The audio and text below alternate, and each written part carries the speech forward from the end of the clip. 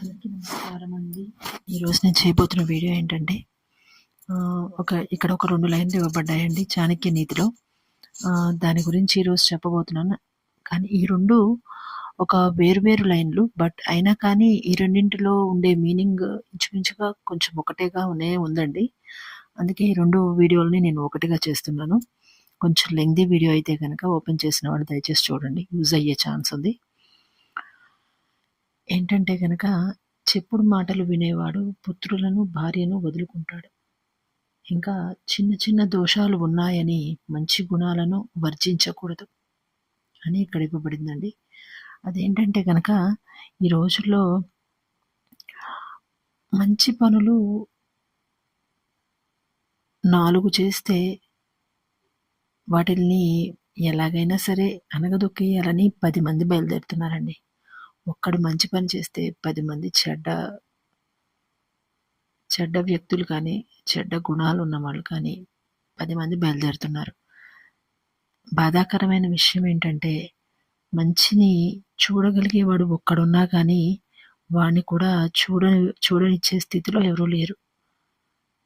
ఆ మంచిని ఎలాగైనా సరే తొక్కేసే దేంట్లోనే ఉన్నారనమాట.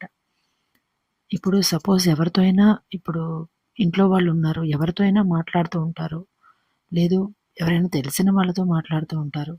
అలాంటప్పుడు వాళ్ళని ఏదో తప్పుగానో, తప్పు పట్టే విధంగానో మనం చూసినట్లయితే కనుక, ఇంట్లో వాళ్ళే వాళ్ళని అర్థం చేసుకోవాలి తప్ప, తప్పు పట్టే విధంగానో, తప్పు పట్టే కోణం నుంచో వాళ్ళని చూస్తే గనక కారణం ఏంటో కనీసం తెలుసుకునే ప్రయత్నం చేయాలి.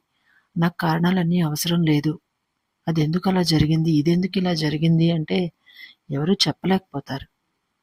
కారణం ఏంటనేది తెలుసుకోగలిగితే అందులో అసలు అక్కడ ఉండడానికి కారణం ఏంటో, లేదంటే ఏం మాట్లాడుతున్నారో కారణం ఏంటో అనేది తెలుస్తుంది. కారణం తెలుసుకోకుండా మాత్రం దయచేసి ఎవరో ఏదో చెప్పారని నమ్మేసి వెళ్ళి ఇంట్లో వాళ్ళని అడగటము, లేదంటే వాళ్ళని క్వశ్చన్ చేసి బాధించడం చేయకూడదు. అట్లీస్ట్ అసలు అక్కడ ఏం జరిగిందనేది చిన్నగా అయినా తెలుసుకోగలగాలి. అందుకే కమ్యూనికేషన్ అనేది ఖచ్చితంగా ఉండాలని ఇక్కడ చాణక్యులు చెప్పడం జరిగిందనమాట. కమ్యూనికేషన్ గ్యాప్స్ ఉండడం వలన ఇలాంటి చెప్పుడు మాటలు చెప్పేవాళ్ళు దూరిపోతారు. అలా దూరే వాళ్ళని కొంచెం దూరంగా ఉంచుకుంటే గనక ఈ యొక్క గ్యాప్స్ అనేవి ఫిల్ అవుతాయి. అలా చెప్పుడు మాటలు చెప్పే వాళ్ళని ఖచ్చితంగా దూరంగానే ఉంచాలి.